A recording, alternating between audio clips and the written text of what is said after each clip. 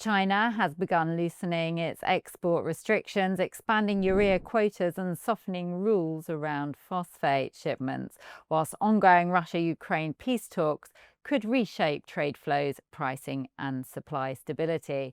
To discuss this and more, I'm joined by Vice President of Fertilizer, Josh Linville. Thank you for joining us, Josh. Absolutely. Welcome back. Everybody was asking where you were. So China has gradually expanded its 2025 urea export quota. How significant is this shift? It's huge. China's been one of the bigger reasons as far as why fertilizer prices have been high around the world, why urea prices have been high. They typically represent about 10% of the global export market, about 5 to 5.5 million tons per year. 2024, they only exported 262,000, but it's been a gradual return closer to normal. They started the year kind of talking about, we'll allow 2 million tons to be exported. Then they all of a sudden came out and said, hey, 3 million ton. Here recently, it sounds like they could be allowing a little bit over 4, maybe 4.25 million tons. So still a little bit shy of what their typical export goal is, what their typical norm is, but it has been improving slowly, which could be them seeing maybe a return to a normal market globally.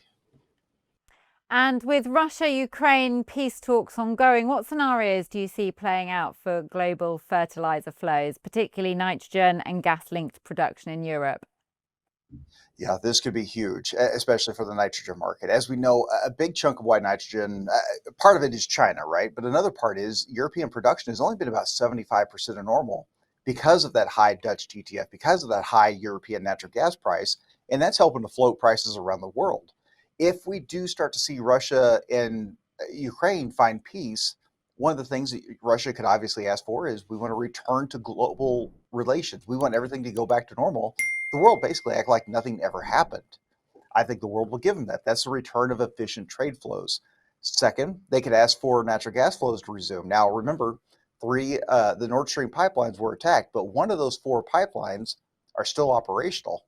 So they can start flowing things fairly quickly, get that price to drop. Now, all of a sudden, if we start to talk about European nitrogen production restarting back to 100%, that removes Europe as a buyer. That puts more supply on the marketplace. It's a major, major turnaround for the market and something that China could look at and say, you know what, we said 4.25, we're going to get rid of all of our export restrictions. We'll go back to normal.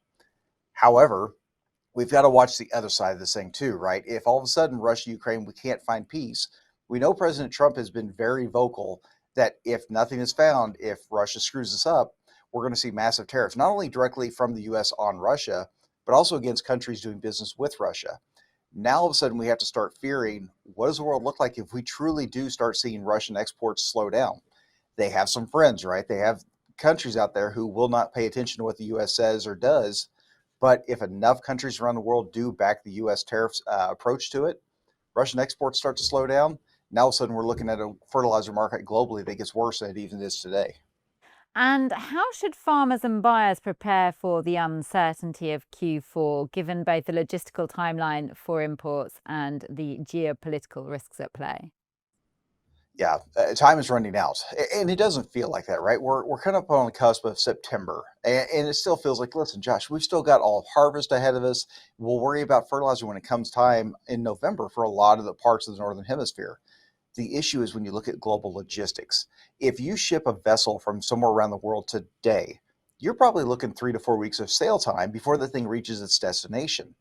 Now you got to get that product from the port, from the dock. You've got to get that inland into the retail space to where the farmer can get their hands on it. That can be another 2, 3, 4 week period. So anything that leaves September 1 doesn't truly become available until November 1, until the start of that fertilizer season. So I'm not saying everybody has to rush out and just buy whatever you get your hands on. You know, the world is going into disarray.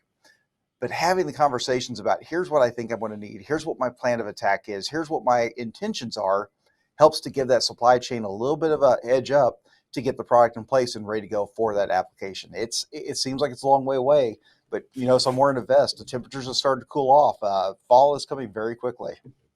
Excellent. Well, thank you for your analysis as always, Josh. For more videos like this, please do like and subscribe.